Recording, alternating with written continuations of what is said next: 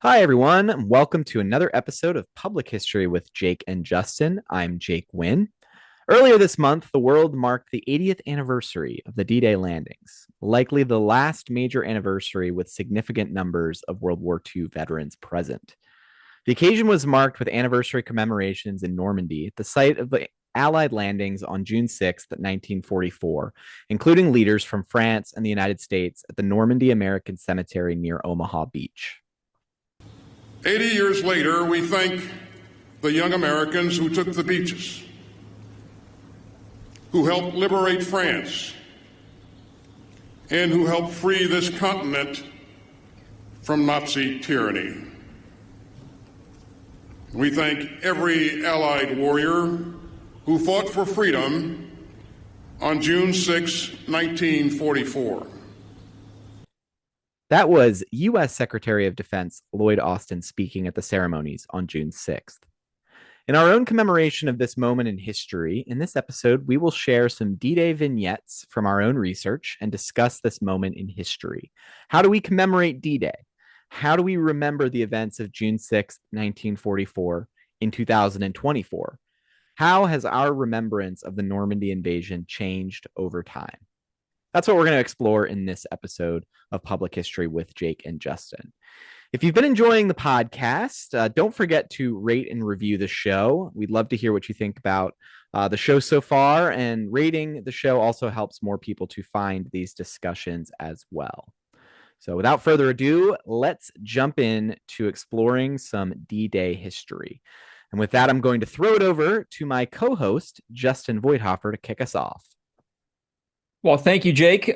First off, hi, everybody. It's been a minute, but Jake and I have been really excited to talk about this because for the 80th anniversary of D-Day, it has been kind of a seminal moment on how we remember both D-Day and the Second World War. As Jake mentioned, this is one of the last times that we will have living veterans present at the ceremony. And from where we go from here, it's going to be very interesting.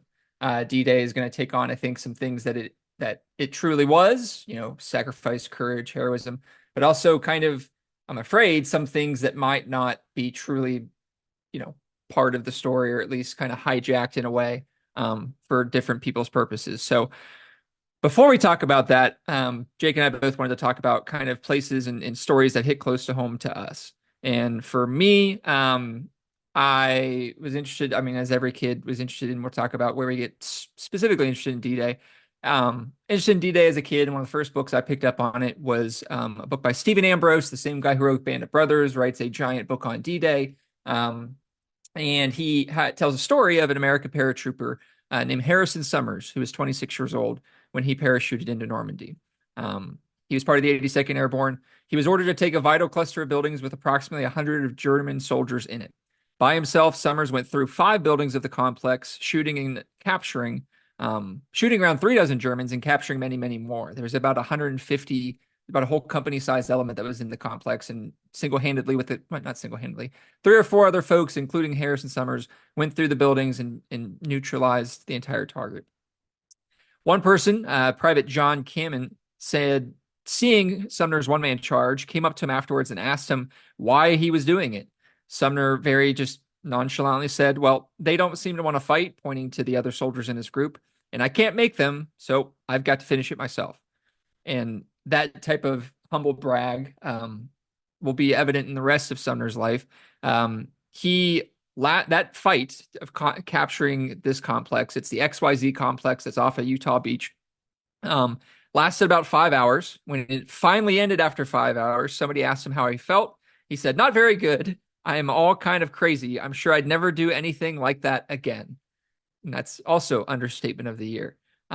Stephen Ambrose wrote of Sergeant Summers, he is a legend with American paratroopers. Nonetheless, the Sergeant York of World War II, his story has too much John Wayne/Hollywood in it to be believed, even though more than 10 men saw and reported his exploits. The reason why Harrison Summers stuck out to me is he is from near my hometown of Morgantown, West Virginia. I did not know that. I grew up in Morgantown. I was very interested in D-Day as a kid and never once made that connection that here is the John Wayne of D-Day from my community. Harrison Summers died kind of early in his life, died, I think I forget off the top of my head, the 80s or 90s, and he's buried in a cemetery over near a part of town called Westover in Morgantown. I think this was back in 2016 during, I think it was Veterans Day. I finally was like, all right, I'm going to go find him. I'm going to go find Harrison Summers. I'm going to go see his grave, expecting to find the standard World War II, either soldier headstone or something that identified him as a veteran. Well, I show up to the cemetery with the only information that he is buried in that cemetery and start just perusing and looking around it. And to my surprise, there's not a whole lot of veteran stones in there. So I thought, okay, well, that's going to be pretty easy. I'll just be able to walk to these veteran stones and find them. Spent about an hour and traced and kind of double backed on each and every one of them, and I couldn't find them. And I thought, wow, this is super weird. Here's this guy who's super famous, and Stephen Ambrose says, he's this a legend of American paratroopers. He was put in for the Medal of Honor. Why can't I find him? And finally, I had to walk over to the cemetery supervisor who was there, and I said, hey, I'm looking for Harrison Summers. He's a veteran. I'm trying to put a flag on his grave. And the cemetery supervisor looks at me and he goes, oh, I know where that grave is, but I didn't know he was a veteran, and walked me over to it. And on his tombstone, it's flat, flush against the ground, just says Harrison Summers, him and his wife, the dates of his birth and death, and that's about it. And I just thought that was very poignant. I was struck by that because here's this guy who's could be very braggadocious, could talk about himself, could do a lot, went back into a normal life in Morgantown, didn't do anything super crazy after the war, got out of the Army in 1945, and lived somewhat of a normal life as much as possible to what he went into. So I just the reason why it sticks with me is because there's probably so many headstones and so many stories around the country of soldiers who did incredible things during D-Day and the days beyond and all of World War II. And we're just super humble enough not to talk about it or not really to worry about it. And it's just kind of sometimes I think, and humility still is with soldiers today, but then there's sometimes I think that today we like to glorify and promote and celebrate these soldiers, both modern day and past then, when they did not want any of that. They did not want to be, thrust in the limelight. They did their job and they wanted to come home, and that's about it. So Harrison Summers were always, I visited the grave a couple times now. I sometimes put a flag on it. Sometimes I forget to get a flag and put a flag on it.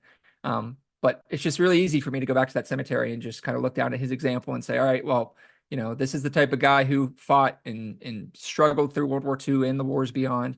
And for the rest of his eternity, he didn't want anybody other to know that he was just buried there with his wife in Morgantown. So that's Harrison Summers. Definitely look him up. There's a couple of videos online of his exploits, but while the videos talk about what he did during D-Day, I think it is way more fascinating to talk about post D-Day for him and coming to grips with what occurred on June 6, 1944. So with that, I'll throw it over to Jake for his vignette.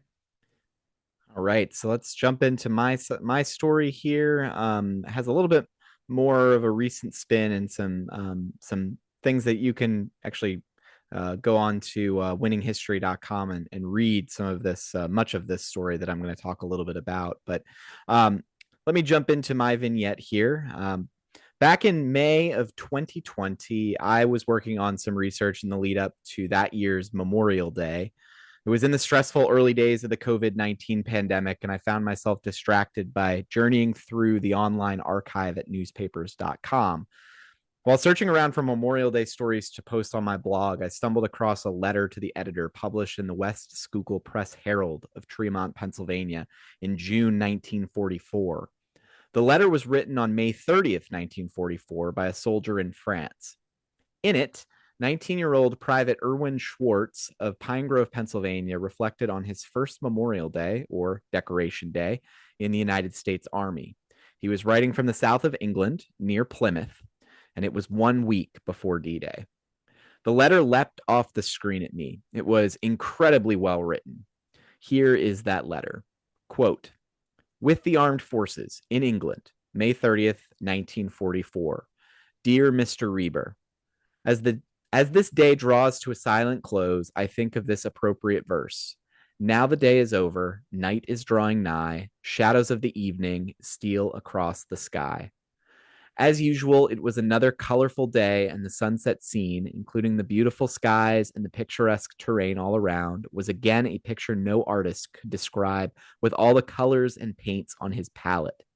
This was one thing which cannot be affected to any considerable extent by World War II, and I do wish my friends and relatives could have had the opportunity of getting by actual vision a slight idea of the beauty in old England today. Yes, it was just another day, but May 30th, 1944 was one day in the year which held a little more meaning than did yesterday or tomorrow. To you people in the United States proper, and to the people, including us here in our mother country, this day was Memorial Day. When we, as much as present conditions permit, paid tribute to those who in both World War I and World War II and in others gave their lives to the cause of their country, yours and mine, so that you and I might live. I have, in my opinion, a fairly good picture of what today, Decoration Day, is like in Pine Grove. A holiday in cases where war production allows, probably a parade, but not on par with our previous observances, and probably a resumption of the Memorial Day baseball routine. And probably, above all, you are anxiously awaiting, day and night, D-Day and H hours. Here in England, brief observances took place in the memory of the meaning of Memorial Day, and were enacted by American servicemen, British soldiers, and sailors and civilians, together with members of the Royal Air Force. These programs were held in cities and towns all over Great Britain, including England, Scotland, and Wales. Many graves of American war dead were decorated by the members of the Women's Voluntary Service and other women's organizations. Many Britons joined Uncle Sam's soldiers in observances held in military cemeteries, army bases, and at national monuments. The service was held this morning at the New American Cemetery in Cambridgeshire, which will forever remain a tribute to the United States dead in this war. American and British officers participated in this service. A service was also held at St. Margaret's in Westminster, London, and a wreath was laid for the American Overseas Memorial Day Association at the Cenotaph in Whitehall, London. Another wreath was laid at the Abraham Lincoln statue by the American Women's Relief Corps, and numerous church services were held all over the country, ranging from congregations of less than 50 individuals in the little country churches to those who gathered in London, Birmingham, Coventry, Glasgow, Edinburgh, Liverpool, Southampton, and York.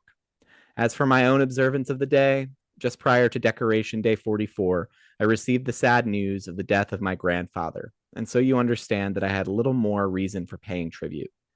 Yes, the day is over and night is drawing nigh, but I can state that this day was a memorable one here. I hope I have given you at least a rough description of how this day passed here in this particular portion of the European theater of operations. Uncle Sammy allows us little time, so I must close, and in closing, I wish to say that victory is already ours and will be here shortly. I received the Press Herald and do express my thanks and appreciation. God bless you, Irvin R. Schwartz, U.S. Army. A week later, Irvin Schwartz landed on Omaha Beach with the 26th Infantry Regiment of the U.S. Army's 1st Division.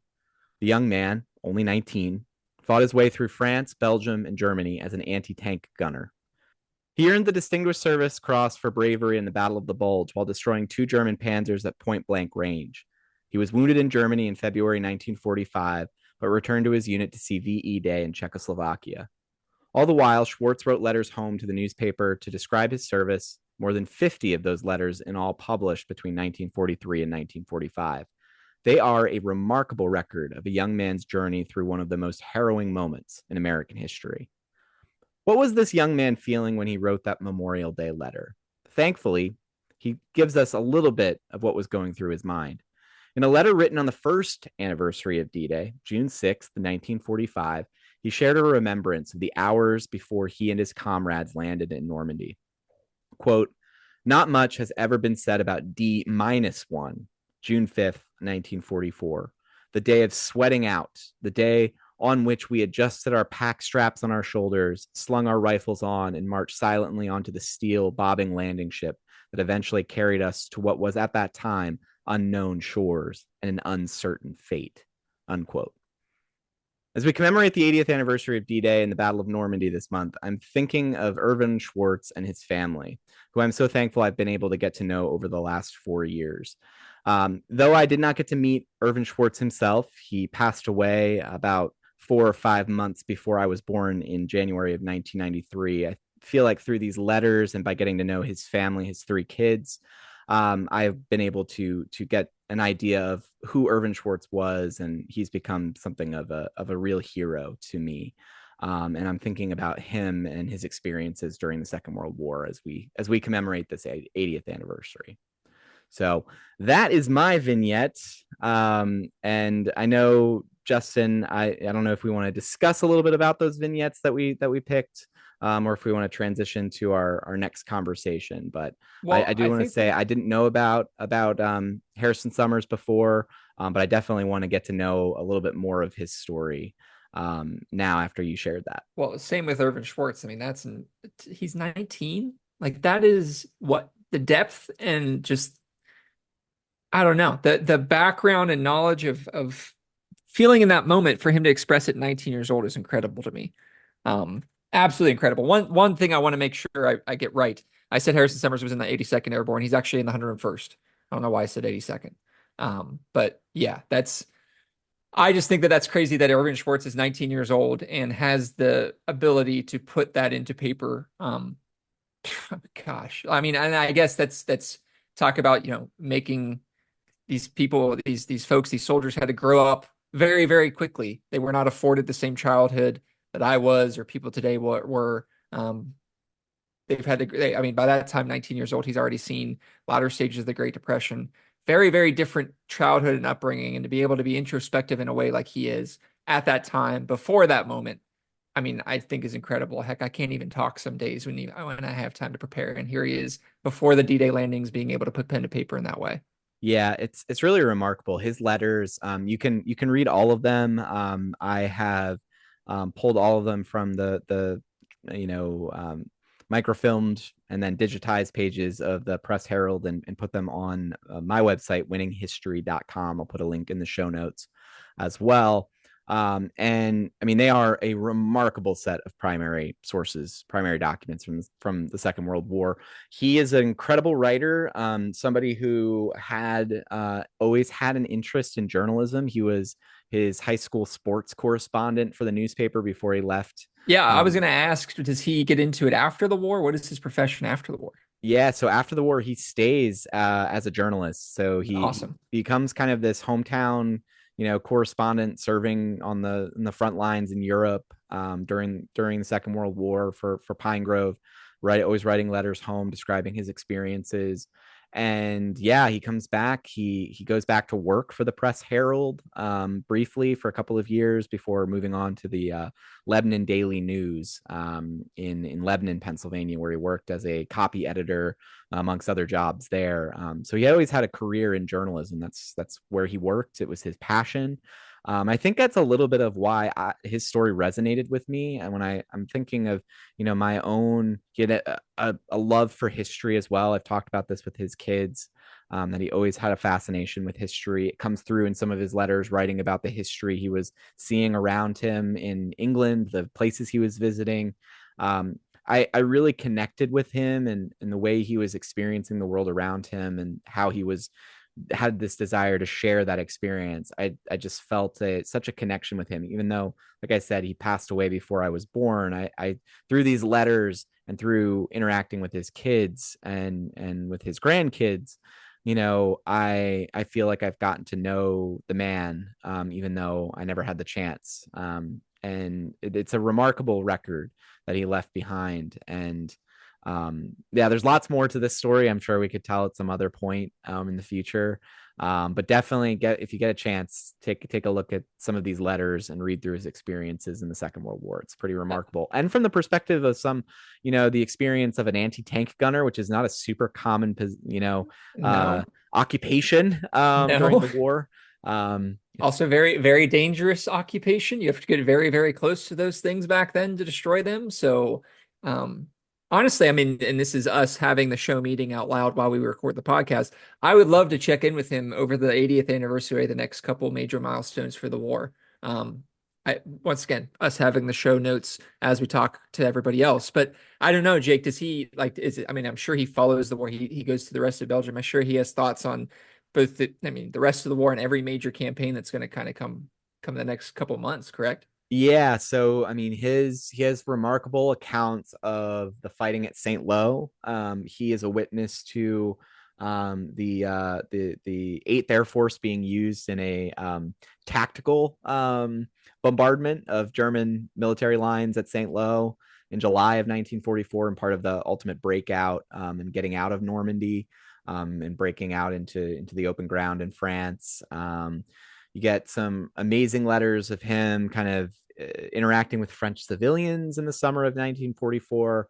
And then it gets really, his letters get very interesting, but also take a dark turn as he sees a lot of combat in the fall and then into the winter of 1944 and 1945.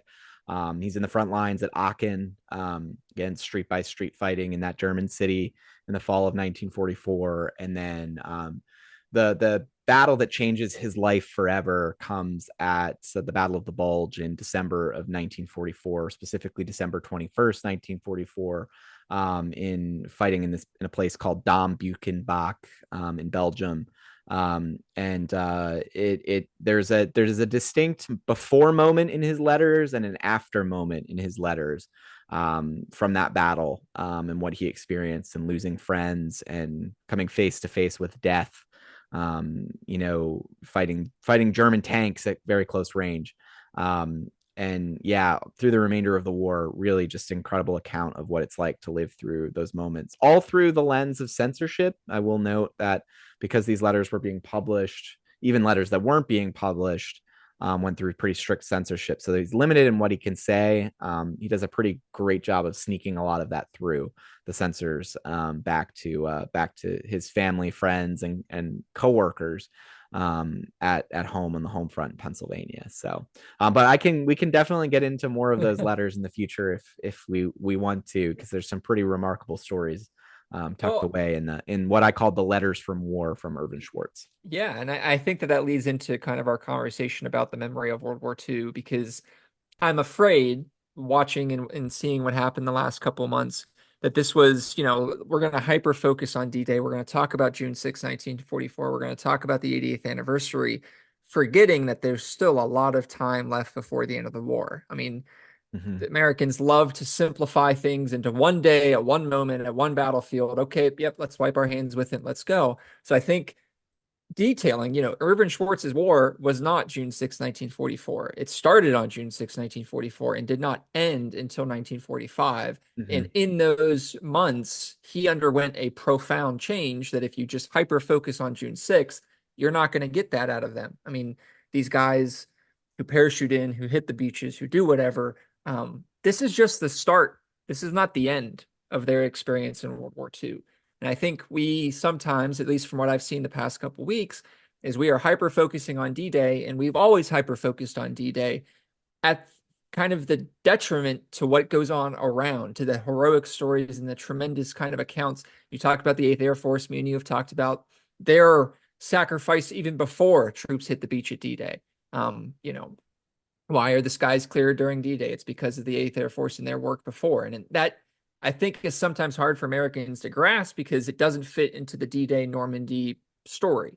I mean, if you poll an average American, this is reckless speculation. I have no data to back this up, but I feel, and I can walk around, if I poll average Americans, tell me something about World War II, they're going to say, all right, D-Day, Normandy. And I'm going to say, all right, tell me something else about World War II. And they're going to say D-Day, Normandy, because Americans, we feel like it's very easy just to sum up a lot of things into one particular moment. So Mm-hmm. I know that it's the memory of D-Day. I think I was struck by how much hyper focus went into D-Day.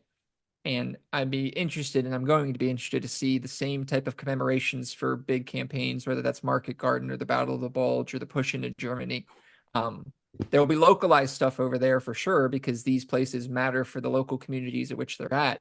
But as for national celebration, significance, everything, I have a feeling that those are just going to start to fade into the distance.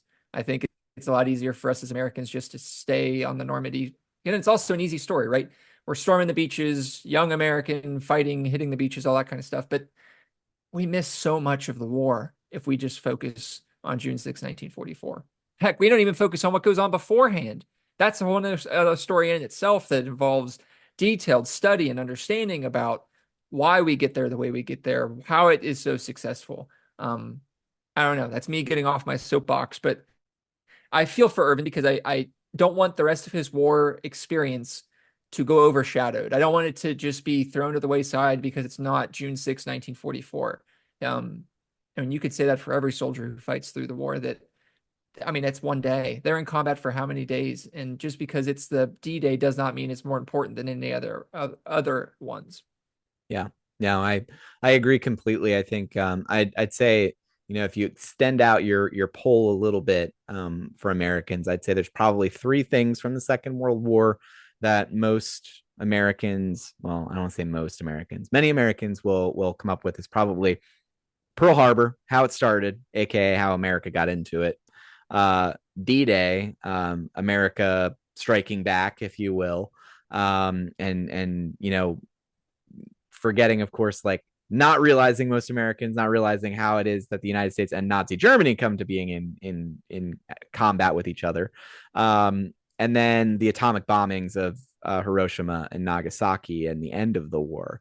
I think it's kind of like, I know Justin, you and I have talked about this before. We kind of look at things through the lens of the American Civil War because we have done a lot with Civil War history, but it's kind of similar with thinking with the American Civil War as well. If you poll Americans, I'd say many of them will have some familiarity with Fort Sumter, then Gettysburg, then Appomattox Courthouse and the war's end, and how you get between those points is very blurry.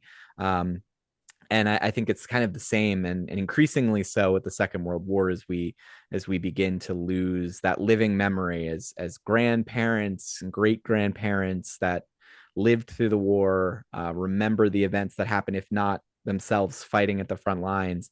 We're losing that connection to the reality of the lived experience of those moments and those events and the complexities of them and the droll day to day of living a life in wartime, shadowed by moments of pure panic and the horrors of combat and the anxiety of loved ones on the home front.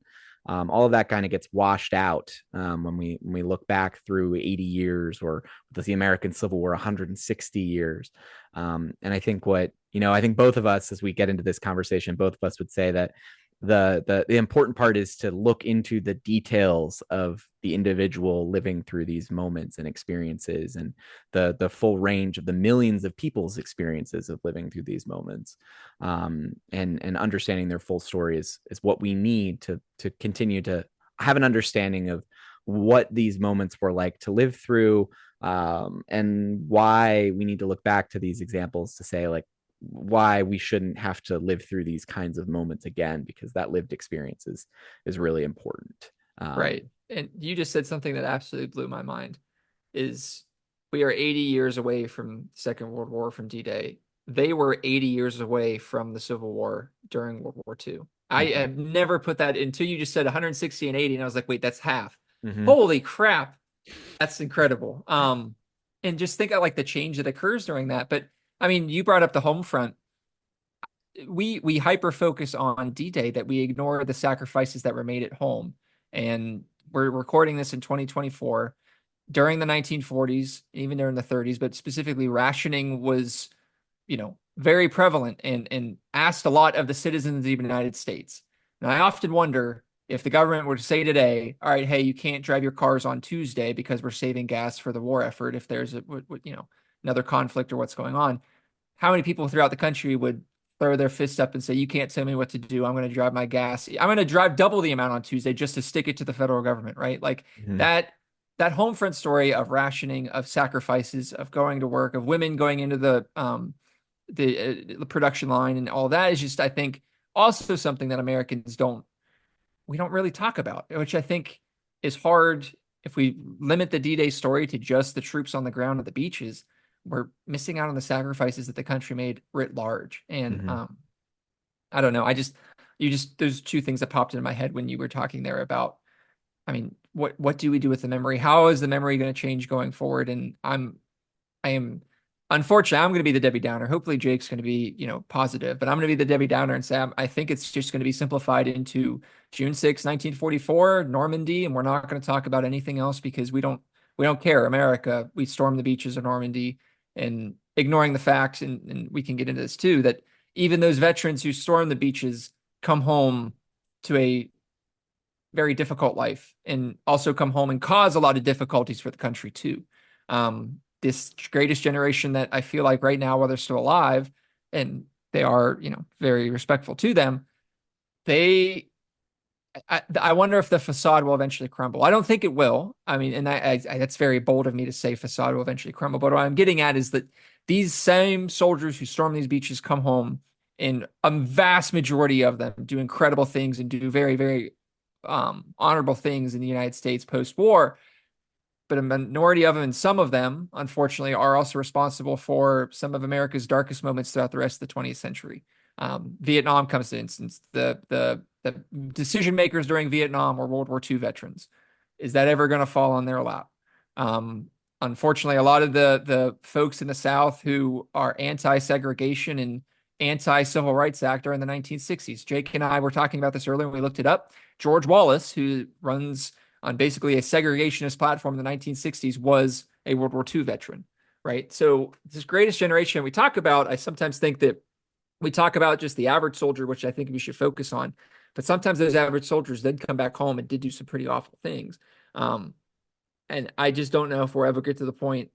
I mean, definitely not now. And I don't even think in the future that we're going to be able to have an honest conversation with ourselves and say, all right, is this the greatest? Is this the generation we want to label the greatest? Because while they did do a lot on June 6, 1944, and from 1940 to 1945, their record from 1946 onward isn't the best. And that's a very bold statement for me to say. And I'm afraid that now I'm going to get a bunch of people in the comments saying, how could you ever say that? But I'm just taking an honest approach to it. Is it's remaining the question, how do we come to grips with that legacy of theirs? And I don't know if you have the answer to that, Jake. I'm really throwing you on the spot here, but that's one thing I think about when I think about D-Day is how are we coming to grips with their whole story and not just the story of this generation from 1940 to 1945. Yeah, I mean, I think that's a great point to say, that it's again just like holding up an entire generation as heroes, as they're all being heroes, I think is very dismissive of a lot of different varying kinds of experiences. I think that it's like in holding up a whole generation, entire generation, saying, these are all the heroes, it misses the detail that makes the history all that more interesting. Because when you begin to look at the individual experiences and even as groups, it makes things more complex and more real. I think like by lumping everything into this greatest generation, it misses the fact of just how insane it was that generation, that a whole country came together to work together, to put down fascism abroad. How is that consensus built? And when you start to look into the details, you start to see that consensus isn't as strong as we might tend to think based on popular culture. That there are arguments and fights going on the home front about segregation in army bases, and then that segregation in army bases going across to England, and the fights in England between English civilians who saw segregation for what it was, as an incredibly unfair system of oppression that's being enacted onto to Black service members from the United States military. And it's being brought across the Atlantic, and being put in place in England. To the campaigns going on the home front in the Black community, about double victory, about victory against fascism abroad and victory against systems of white supremacy in the United States. And so when you start to look into this, it becomes so much more complicated and complex, and makes it real. And I think that's the thing that we need when we are looking back at this history, is to look into its complexities, not just be carried along by these grand national narratives.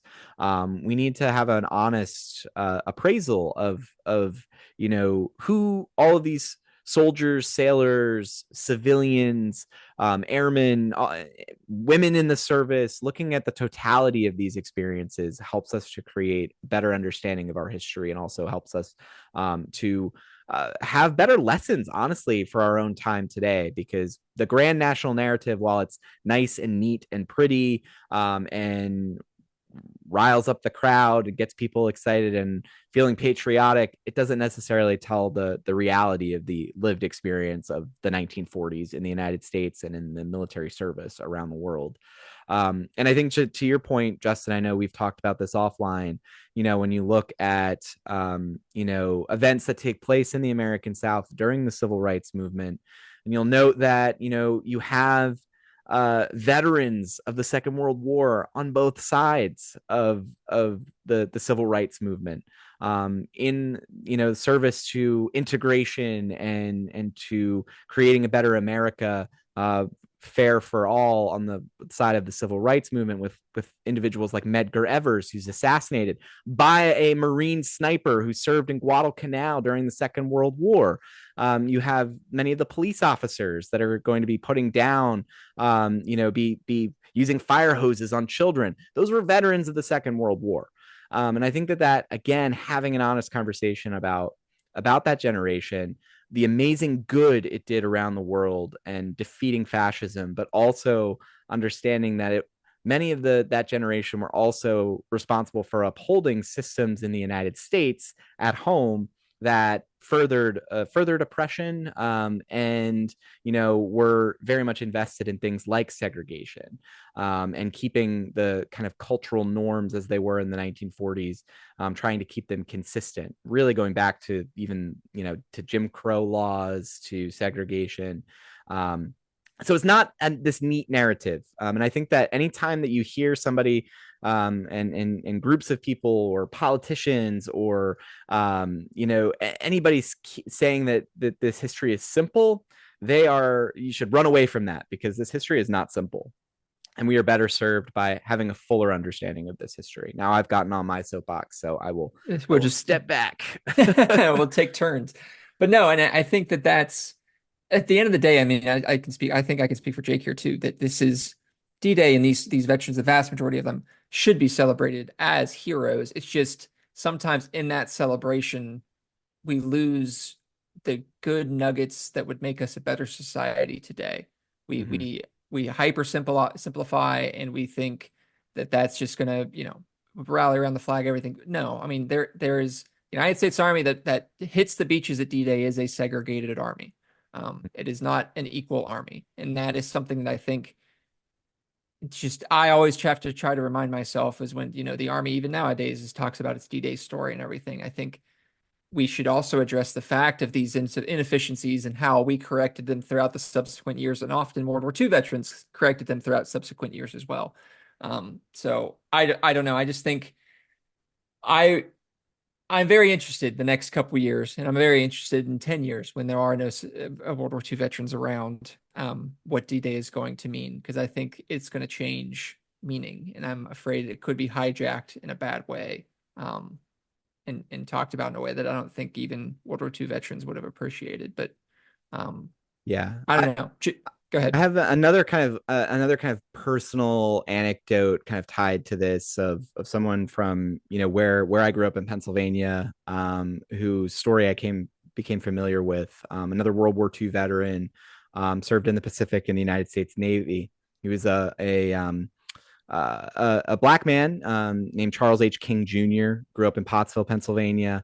Later went on to have a role in the South, in the civil rights movement. Was known for being pretty radical on the civil rights side through especially the 1970s, and directly taking on systems that he viewed as tied to segregation, tied to discrimination. But Charles King wrote a memoir called Fire in My Bones, in the 1980s, and he talks about his service in the Second World War. And he grew up in a very white part of Pennsylvania, but he talks about having never really experienced the racism that his father had experienced, who was a minister who was nearly lynched in the South in the early 20th century before fleeing to Pennsylvania. But King mentions that, it wasn't until he was in service in the Navy and serving as kind of as in a kitchen on board a ship in the United States Navy, that he experienced racism in America. And he experienced it during the Second World War in service of the Navy. And that's really what radicalized him and made him realize and woke him up to the situation facing African Americans in the South writ large. And I think that's just such an interesting perspective, just to put an individual experience to this. And this is another one. You can read this memoir. It's called Fire in My Bones. You can read his perspectives about serving in the Second World War as a young Black man in the Navy, and what he faced, and the realities he faced, and how that made him ultimately into a civil rights leader in the South in the 1960s, 1970s. So again, just adding complexity to this, just to say that there are, as millions served in the armed forces during the war, during the Second World War. I think we need to look at as many of those personal experiences as possible to gain that, again, fuller understanding of the history of that era. And then also its legacy too, not just looking at it in the frame of 1940 to 1945, but the totality of these people's experiences as they are lived out in the decades that follow the Second World War, and the decisions that they make, whether it's about leaders, military leaders in Vietnam, whether it's in the civil rights movement, whether it's creation of systems in government around the world dedicated to preventing a third world war. It is a complex story, but I think it's important to look at these veterans of the Second World War, and track their experience from the war to the decades down the line, and how their World War II experience shaped the decades that came in their lives and in our society and world as a whole. Yeah. Yeah. And I think that with them disappearing day by day too, that'll be something that we I mean, we have to get away from, is just the eventually we're not going to be able to wheel a very, very old man and woman out in front of a crowd and have everybody clap and cheer. How are we going to talk about them when they're gone? And Yeah. it's just going to be interesting. So Yep. that's kind of the. Oh, go ahead, Jake. I have another point. I was going to say, let's go talk about something nice about these. Let's talk about something good about D-Day. But go ahead. I was just going to say, and this is another word that we've used offline, but I think that we need to be mindful, again, looking at the example of the Civil War, that you and I have both worked in the past, in that history. And that is to avoid the Gettysburg-ification of D-Day, and that everything is focused on that one point in time, and all the memorials are there, and that's where all the leaders go to talk about the meaning of the Second World War. And we need to avoid that, because as we see when we look at Civil War history, and the fact that so much attention goes to Gettysburg and 3 days in July of 1863, you're missing the fuller story of the Civil War. And so by focusing so closely in on D-Day, we're missing that, potentially missing that fuller story of the conflict and its consequences. So that being said, we can go to other topics related to this. Well, no, that's good though. But, and I think that, as I sat and listened to us both talk here, I was like, we're going to get a lot of people, I think, that are upset. How can you be so negative? I mean, D-Day in itself, 80 years, it is something to celebrate. It is something to be able to go across an ocean, a channel, land troops like they did, fight their way through the beaches, fight through some pretty incredible stuff, up through the hedgerows, and then onward through France and into Germany. But going back to our personal experiences about D-Day memory, Jake, what is your first? Can you think back on when you're first introduced to D-Day as a historian, as a kid? How was it? What was it like? What do you remember from the first kind of things that you associate with D-Day? Yeah, so no personal experiences from my family of D-Day. My introduction to it came through, again, born in 1993. So I was 5 when Saving Private Ryan came out. I can remember, I think probably Christmas of either 1999 or 2000. One of my older cousins got the VHS of Saving Private Ryan. And I remember watching about 10 minutes, the beginning of that movie. Again, I was probably 6, maybe 7. And watching with them because my older cousins, they were like, "Ha, we're gonna show our younger cousin this movie. It's gonna make him have nightmares." But I was like riveted by it. I can distinctly remember even where we were watching it in my aunt's basement on Christmas Eve, and it was about 10 or 15 minutes until my parents realized that what was happening, and I was abruptly pulled out of the room before things got too dicey with that movie. But that was my first introduction. I can distinctly remember that. But I would say my first real introduction to it is the movie The Longest Day, which I remember watching probably just a few years later on playing on AMC around either Memorial Day or the 4th of July. World War II history was always my first interest.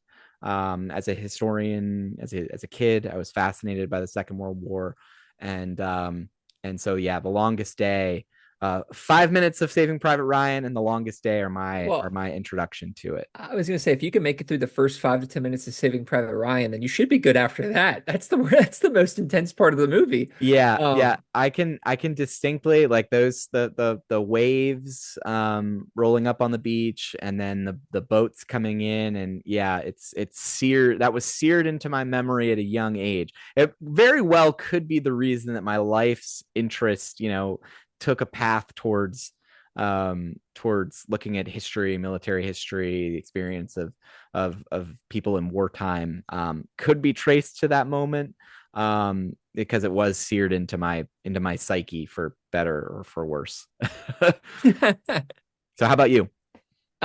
so I have something different. For me, for D-Day specifically, and I'm sure there's a lot of people out here listening to this who remember this game, Medal of Honor Frontline, a game for the PlayStation 2.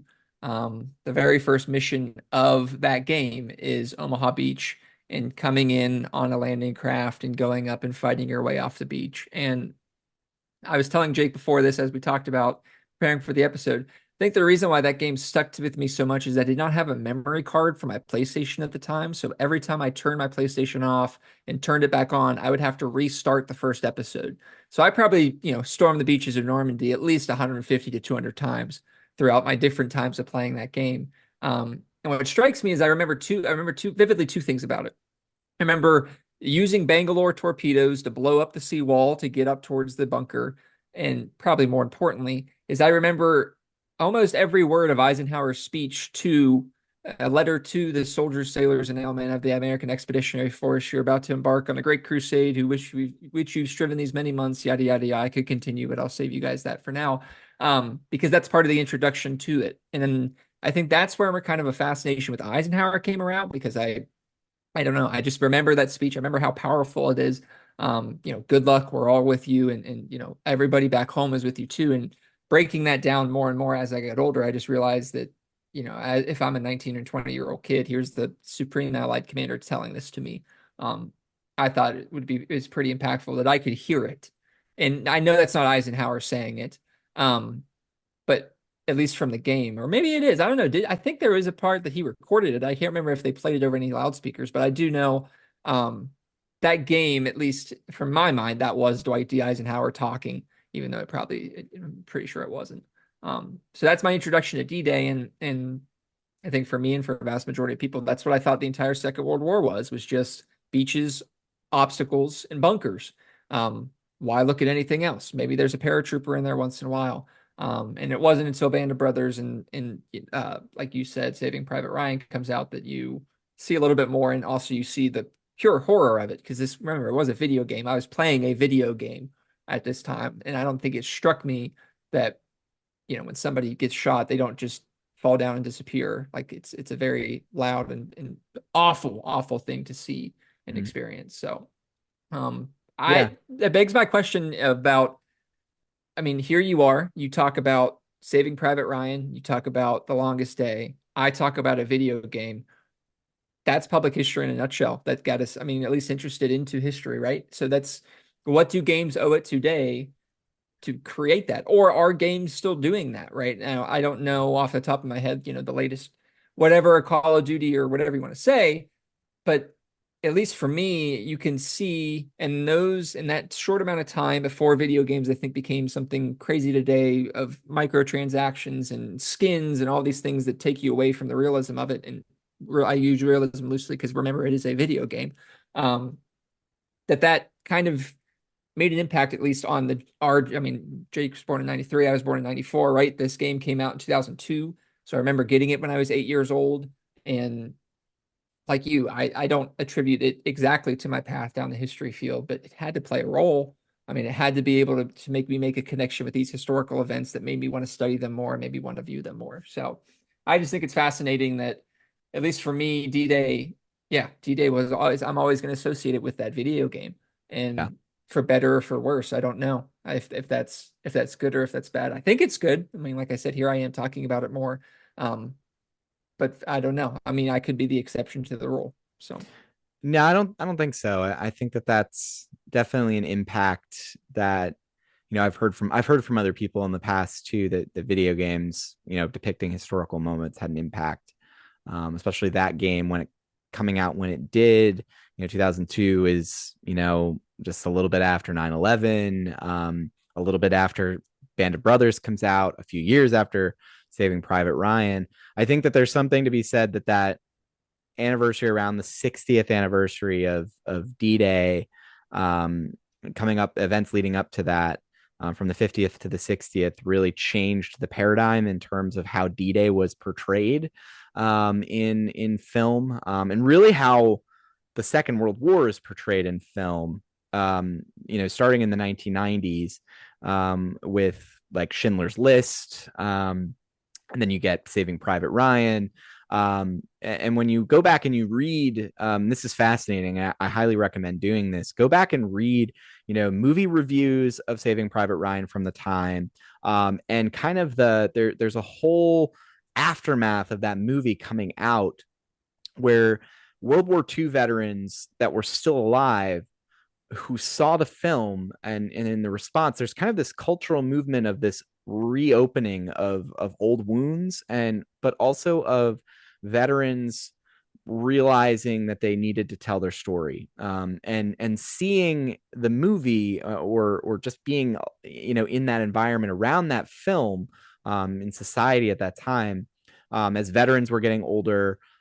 It kind of broke this taboo, on talking about the real experience of the war, because for the first time, unlike The Longest Day, which you don't see the blood and the guts and the horror of the war, you see the heroics, you see the paratroopers, in there, the British, paratroopers with their, with their kilts on, playing bagpipes, marching off to war with Sean Connery, and marching up the beach, and with Roosevelt, Teddy Roosevelt, Teddy Jr. And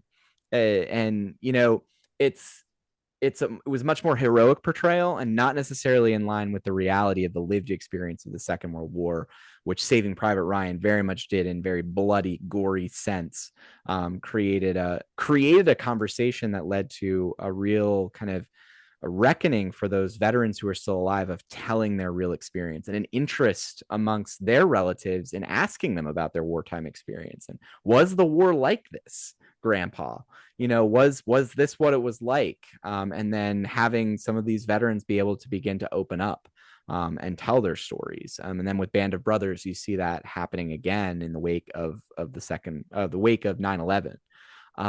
So I think that's a really interesting time period. That the time period in which you and I grew up is this time period where there is kind of um, an awakening of trying to tell the real story, and that veterans speaking up and telling the story of what happened before they realize that their expiration dates are coming soon. They need to tell this story before it's too late. Because so many of their comrades that had either died during the war and could never tell their stories, or who had died before, in the 50s, 60s, 70s, 80s, early 90s, didn't get to tell their story. They became the surrogates to tell the story of what World War II and Second World War was really like, and what they were fighting for, and the horrors that they experienced along the way. So that's a very so again, soapbox up on it. But just The something that I soapbox think is episode. an interesting when we look at the memory of that historical event of D-Day and in our lifetimes, how it's changed and how it continues to change and evolve as we leave the age of living memory, as these veterans we're losing them and we'll soon have none left, to the moment where it becomes, more of the popular culture that you and I experienced that through. That was our introduction to this time period. That will be the only way to really to get this history in front of people. So it's a very interesting time as we Well, lose living memory and move into this brave new world of post World War II veterans that's coming soon.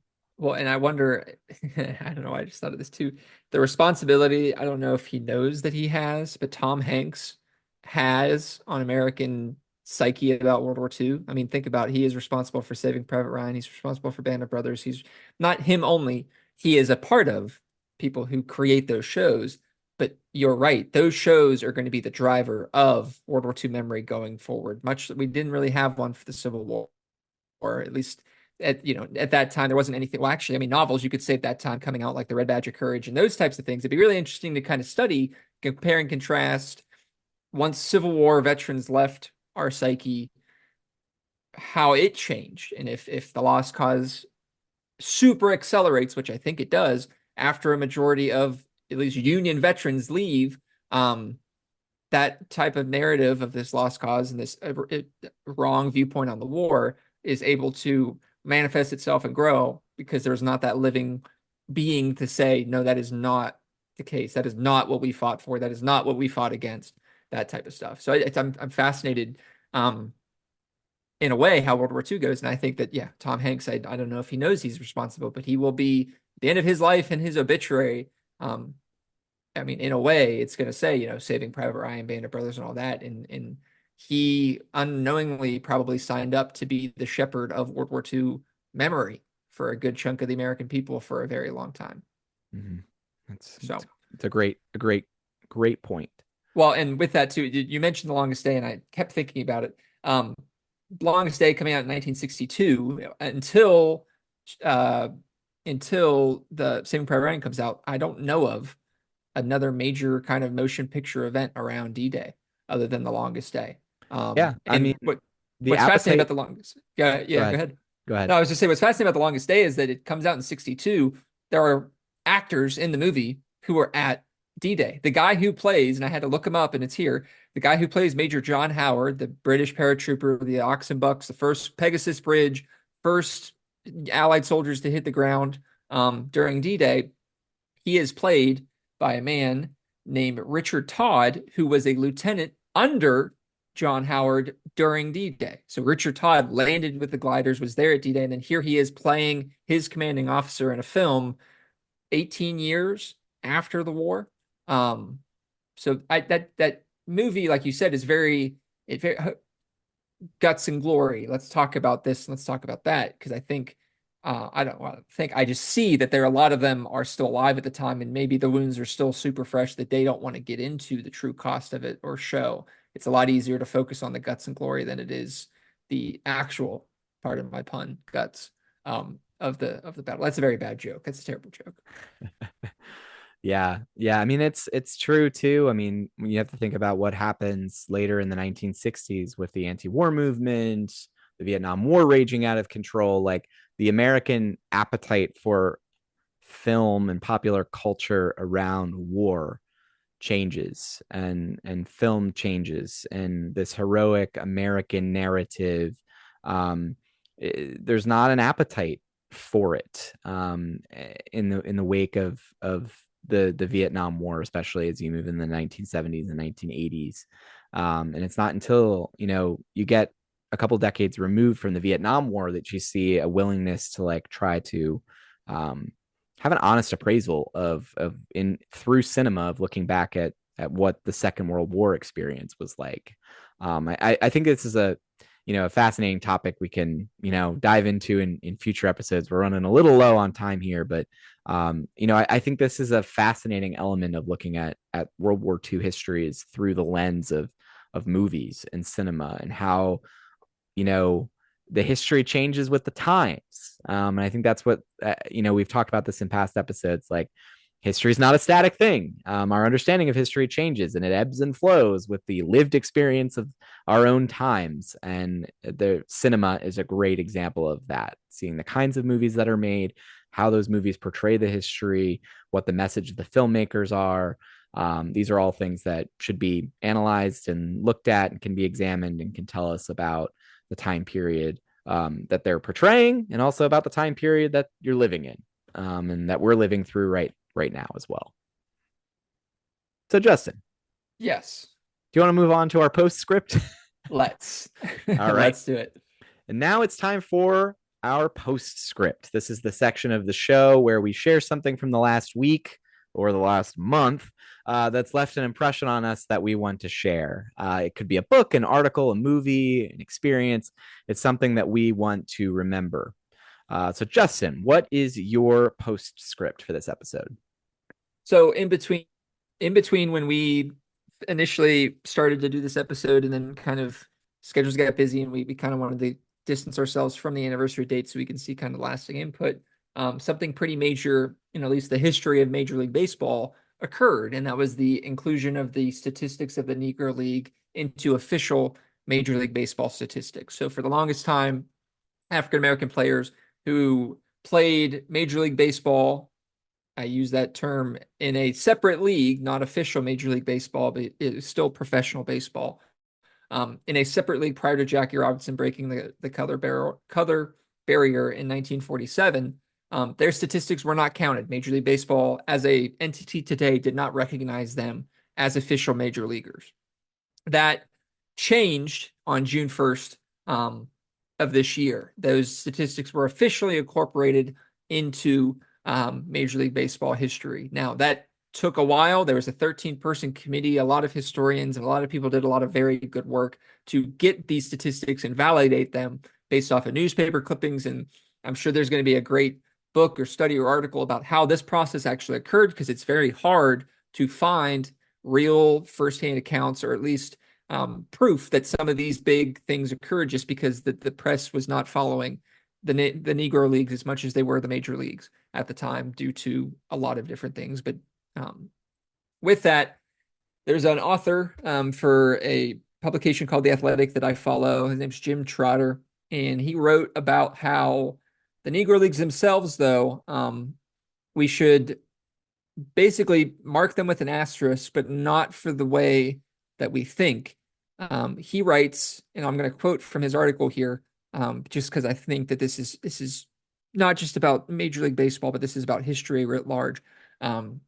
He says this: the Negro Leagues do not need validation, period. End of sentence. End of paragraph. Their players were some of the greatest in the sport's history, and to argue otherwise is as foolish as it is misguided. But a bigger concern beyond the issue of validation is that integrating these players' accomplishments could soften or distract from the fact racism was the only reason the Negro Leagues even existed. That should be never minimized or forgotten, and I fear that it could be. We live in an age where there are people who believe the Holocaust was a hoax and Earth is flat. There are legislatures and politicians attempting to whitewash this country's past or altogether erase parts of it by banning textbooks and certain curricula. Is it really such a stretch against that backdrop to believe that some might use this as an opportunity to rewrite or gloss over the story behind why these players were excluded from Major League Baseball for so many years? Fact is, the farther we get from a period in time, the easier it is to forget the details of what took place, or sometimes even know that something took place. That's why I'm hoping that baseball takes steps to prominently identify this influx of new players as descendants of the Negro Leagues, which it is yet to do. It is not enough to simply list Josh Gibson as the career leader in batting average. There should also be something that informs the reader that Gibson was also part of the Negro Leagues. Until then, the message fails short when Commissioner Rob Manfred says, and that's the Commissioner of Major League Baseball today, this initiative is focused on ensuring that future generations of fans have access to the statistics and milestones of all those who made the Negro Leagues possible. Their accomplishments on the field will be a gateway to a broader learning about this triumph in American history and the path that led to Jackie Robinson's 1947 Dodger debut. And it goes on to talk about the place that is keeping alive the history of the Negro Leagues, and that is the Negro Leagues Baseball Museum in Kansas City, led by a man named Bob Kendrick, who, from this article, and I don't know him, I haven't really listened to a lot, but I am hopeful that people go out and visit the Negro Leagues Museum and listen to him speak, because through his talk here and through this article, it's important that we tell why this needed to happen, because it could be very easy, like Jim Trotter writes, to gloss over and ignore the fact that there is an entire separate league that needs to be created because people thought African Americans could not share the field with white players. And it's not until Jackie Robinson comes on in 1947 that changes. So it's great. I love that now Bob Gibson is the leader in batting average. But like the author says, we must not forget for the longest time why he was not. And I think we lose that if we do. Excellent. Yep. It's a fascinating time in baseball history right now as you see the integration of this extensive research that's been done. And, I think I hope as well that this means that, there'll be a better understanding of the history of the Negro Leagues as part of baseball history as a whole, not just a separate piece, but as a fuller history of baseball in this country, of one of our most important pastimes and sports, to have an understanding of the full history. So kudos to everybody involved in making that happen, for sure. Pivot over to mine. My postscript for this episode is again a little bit about us forgetting some history. I'm rereading one of my favorite books of all time by one of my favorite authors, and it's a book about Watergate by Garrett Graff. Came out a few years ago, and we are coming up, recording this in June of 2024. Coming up in the next couple of months will be the anniversary of will be the anniversary, the 50th anniversary of President Nixon resigning, the only president in American history to resign the office of the presidency as a result of the Watergate scandal. Really kind of the preeminent presidential scandal in American history. And I think reading through this book, Garrett Graff's a great journalist, also a great historian as well. He does an amazing job of taking what is an incredibly complex situation, a series of scandals that leads to the resignation of President Nixon and the convictions of many of his quote unquote men, the president's men, going to jail as a result of that scandal. I think the thing that I always take away from it, having this being the second time rereading it in our own age of political scandals and political trials, when people say that, this is all novel, and while having a president on trial, a former president on trial, certainly is new in American history, having this kind of aura of scandal around a presidency, and what happens when that president leaves office is not new. Around Watergate, I would definitely recommend reading more about this, especially for the younger folks who, our generation has, grew up, born 20 years after the scandal ended. I think it's important to have an understanding of Watergate, because what Watergate tells us is that these things don't move quickly. And I can remember living over through the last few years, and it seemed like, it's agonizing of like the day to day of a scandal or of a situation politically. As you learn a little bit of information every day about growing scandals. Watergate took 2 years to bring down an American president, and it was a very slow progression, and it was not a scandal that was from the very, from the break-in at the Watergate Hotel to the president's resignation in August of 1974. It was not a clear line, a clear path. Very much, President Nixon was won a second term in the biggest landslide election in American history in November of 1972, in the midst of that scandal beginning to come to get some shape around it as information was being learned. So I would highly recommend reading this Watergate history by Garrett Graff. I'll put a link in the show notes. And improve your political knowledge of the 20th century, and learn the real story and its fascinating and twisting tale of Watergate as it happened and as it was lived in the 1970s. So that's my postscript for That's this super episode. cool. I'm gonna have to do that. All right. Well, that's it for this episode of Public History with Jake and Justin. Thank you so much for listening. If you've been enjoying this podcast, please help us out by rating and reviewing the show. And we will talk to you all again soon.